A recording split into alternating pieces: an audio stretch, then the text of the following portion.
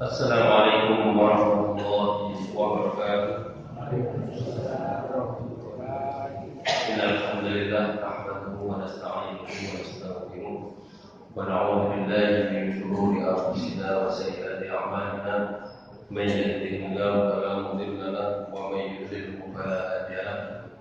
Asyhadu an la ilaha illallah wahdahu la syarika lahu wa asyhadu anna Muhammadan abduhu wa rasuluh. قال الله تعالى في القرآن العظيم أعوذ بالله من الشيطان الرجيم يا أيها الذين آمنوا اتقوا الله حق تقاته ولا تموتن إلا وأنتم مسلمون. Hadirin Bapak Ibu jamaah rahimakumullah. Alhamdulillah, segala puji bagi Allah atas limpahan rahmat, nikmat, hidayatul irsyad wa hidayatul taufik, sehingga kita dimudahkan Allah untuk senantiasa beribadah sampai pada malam hari ini, malam yang ke-20. Berarti insya Allah ini sudah masuk i'tikaf. Rasulullah SAW terbiasa i'tikaf 10 hari terakhir. Nah, cuma kita ini macam-macam orangnya. Kalau seorang pengusaha tidak ada ikatan dengan yang lain, insya Allah bisa 10 hari terakhir. Kalau yang karyawan bisa Pak, 10 hari di masjid saja. Bisa, alhamdulillah. Kan sing guyu. Berarti mboten mantep. Tapi yang jelas i'tikaf itu minimal para ulama katakanlah 5 menit. Jika niatannya i'tikaf sudah boleh. Tetapi apakah kita hanya 5 menit itu? I'tikaf kan berdiam diri di masjid tanpa ngomong, tanpa apapun, diam. Kemudian hatinya zikrullah. Maka itu sudah termasuk i'tikaf.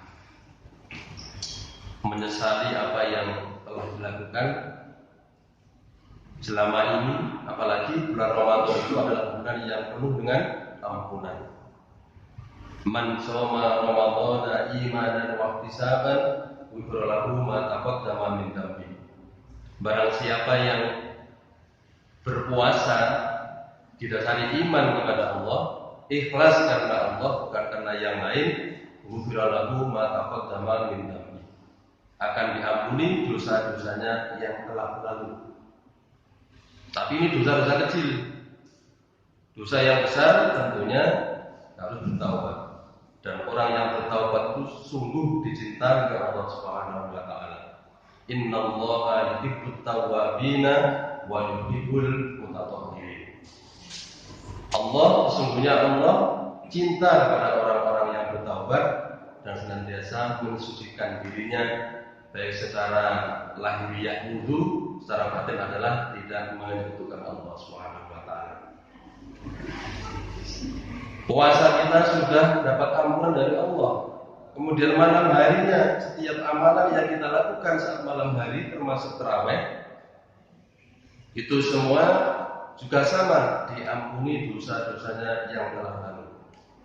Man qama ramadhana imanan wa ihtisaban ghufira lahu ma taqaddama min dhanbi. Jadi siang malam bulan Ramadan itu penuh dengan ampunan.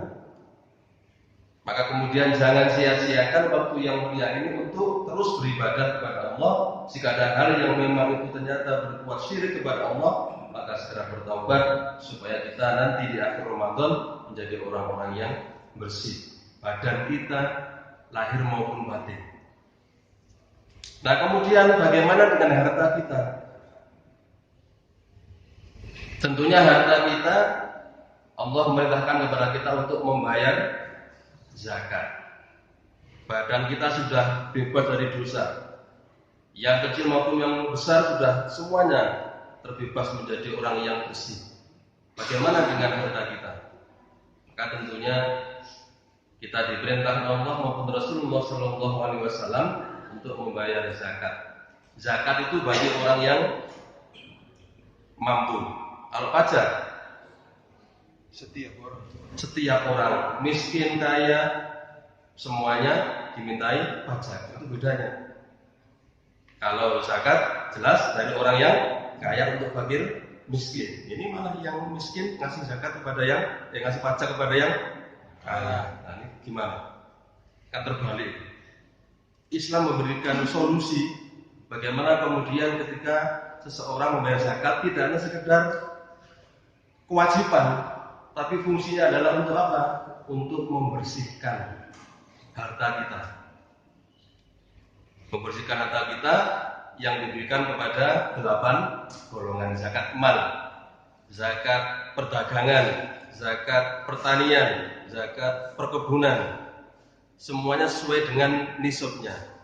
Jika zakat emas, maka minimal 83 gram emas 24 karat.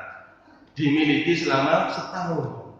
Kalau belum sampai setahun ternyata masih sudah punya itu, tapi nggak sampai setahun sudah habis lagi, maka tidak diwajibkan zakat. Inilah bagaimana komunitas Islam tidak memaksa dan juga bermanfaat bagi orang yang berzakat. Hadirin jamaah rahimakumullah. Kemudian di akhir Ramadan nanti ada yang namanya zakat fitrah. Zakat fitrah atau zakat fitri? Redaksi hadis itu rata-rata adalah zakat fitri. Berarti apa? Zakat itu adalah dalam rangka untuk memberikan makanan kepada fakir miskin yang dia ketika saat hari raya dia tidak mampu makan yang enak. Maka kemudian orang yang kaya-kaya yang biasa makan katakanlah berasnya setiap hari di harga 13.000. Maka berarti yang dibayarkan adalah 13.000. Karena untuk fakir miskin iman, jangan sampai kemudian kita kasihan kepada mereka. Sudah biasa makan enak dan rangka supaya semuanya bisa merasakan nikmatnya berhari raya dengan makanan yang enak, ternyata kita berzakat fitri dengan zakat yang di bawah standar. Nah, ini sungguh ironis. Kan sesungguhnya zakat itu kan pembersih, penyuci, berkembang. Tidak menjadikan orang itu menjadi miskin, tambah kaya. Dengan jalannya macam-macam Allah memberikan kepada orang yang senantiasa berzakat. Sedekah saja luar biasa, infak juga demikian. Dilipat gandakan menjadi, apalagi nanti ketika di saat turunnya Lailatul Qadar, khairum min alfi syahr, lebih baik dari 1000 bulan. Hadirin jamaah rahimakumullah, maka beberapa keutamaan manfaat daripada zakat adalah yang pertama menyempurnakan keislaman seseorang. Kita sudah mengakui rukun Islam. Ada syahadat, kemudian sholat, kemudian zakat, puasa, dan haji bila mampu. Zakat ini bagi orang yang kaya, yang sudah senisab, yang sudah haul. Rasulullah SAW bersabda, la yu'minu ahadukum hatta yuhibba li akhihi ma yuhibbu li nafsi. Tidak sempurna iman seseorang di antara kalian sehingga dia mencintai saudaranya sebagaimana ia mencintai dirinya sendiri. Melihat tetangga kita yang dekat, ternyata setiap hari kekurangan, kita malah harus mengani mendino. Aku alhamdulillah mengani enak terus. Ini kan lucu. Jadi ketika ada saudara kita, tetangga kita yang setiap hari kita memang tahu kekurangannya, kita bantu. Maka yu'minu billahi wal yawmil akhir falyukrim jarahu. Barang siapa yang beriman kepada Allah dan hari akhir, maka muliakanlah tetangganya. Jadi bukan kemudian sendiri-sendiri. Memang rata-rata di perumahan itu rata-rata tidak memikirkan sebelahnya. Terus kamu ya kamu, saya bukan begitu. Kita sebagai seorang muslim, innamal mu'minuna ikhwatun. Seorang yang beriman kepada Allah itu, orang yang beriman itu adalah orang yang bersaudara, bukan sendiri-sendiri. Hadirin jamaah rahimakumullah, Kemudian berikutnya yang kedua menunjukkan benarnya iman seseorang. Karena ketika dia sudah meyakini bahwa apa yang dimiliki itu nanti akan dibalas oleh Allah dengan berlipat ganda. Kalau nggak percaya pasti akan jadi apa? Akan menjadi pelit. Nah berkurang ini. Saya punya uang 500, tak sedekahkan, tak infakkan, tak zakatkan 100, sudah 400 habis. Tapi ketika iman kepada Allah bahwa setiap apa yang diinfakkan, dizakatkan itu akan diganti Allah dengan berlipat ganda. Maka inilah tanda bahwa imannya sudah benar karena meyakini semuanya akan dibalas Allah dengan balasan berlipat ganda. Kemudian yang ketiga, sebab masuk surga. Kita semua kan ingin masuk surga, betul Pak Nggih? Tidak ada yang ingin masuk neraka.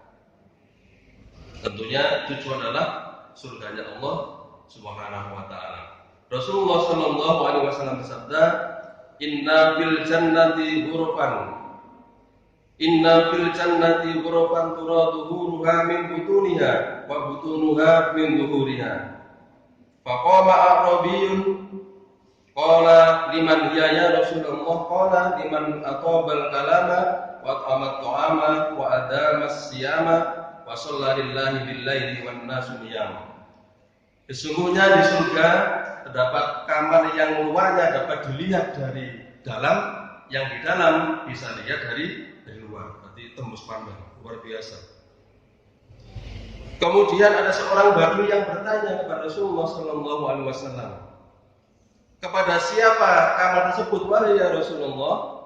Beliau bersabda, "Bagi orang yang berkata baik, bagi orang yang beri makan, di antaranya lewat zakat, rajin berpuasa, sholat karena Allah di malam hari di saat manusia sedang tidur." Jadi memberikan sebagian hartanya itu adalah salah satu kunci untuk masuk surga. Hadirin jamaah rahimakumullah. Kemudian yang berikutnya menjadikan masyarakat Islam seperti keluarga besar, satu kesatuan. Coba kalau saling membantu. Kalau kemudian dalam satu kampung ini sudah dihitung berapa orang yang kaya, kemudian orang yang miskin berapa, kemudian saling membantu, saling menghormati, sama jadi kesatuan yang luar biasa. Bukan malah saling iri, bukan malah saling dengki, karena perbedaan yang ada itu. Wa asim kama ahsanallahu ilaik, dan berbuat baiklah kepada orang lain sebagaimana Allah telah berbuat baik kepadamu. Kita sudah diberikan kebaikan oleh Allah, maka berbaiklah kita dengan tetangga kita, dengan saudara kita. Hadirin jamaah rahimakumullah. Kemudian yang kelima adalah memadamkan kemarahan orang miskin. Kadang-kadang nopo batin nelongso malah kebiyen koyo ngene ya. Sebelahku bolak-balik di rumah, bolak-balik di mobil. Nah, coba misalnya kemudian kalau setiap orang kaya itu membagi tadi, semuanya dikasih jatah. Kira-kira wonten sing mboten enak?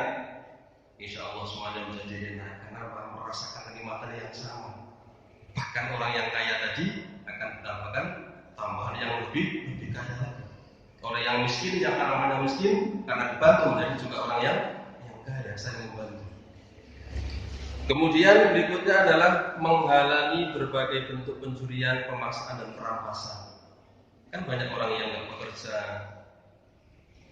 karena nggak ada pembayaran zakat itu, sehingga mereka saya nggak punya uang, akhirnya mencuri, akhirnya merampok.